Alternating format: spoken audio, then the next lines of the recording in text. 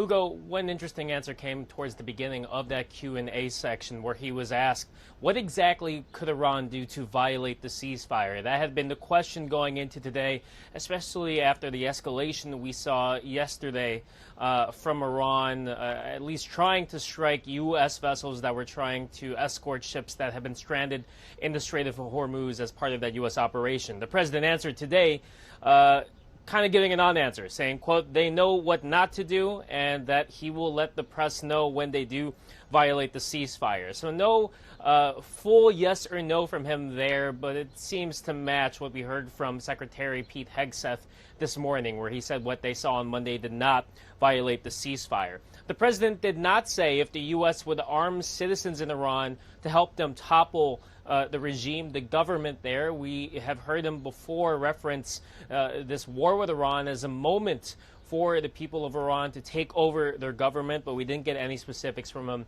on that point. And on his upcoming meeting with Chinese President Xi Jinping, the president acknowledged that the two men will be talking about Iran, and he noted that China has been very respectful about this war with Iran, despite them being economically hurt from the choke point at the Strait of Hormuz, noting that China and many other Asian countries rely on oil that comes from that strait. And lastly, we heard the president, and we've heard him say this before, say that Iran wants to make a deal very badly without necessarily noting any specific progress points in the negotiations, though we did hear him criticize how Iran privately will be very respectful when speaking to President Trump, but then will deny publicly that they even spoke at all.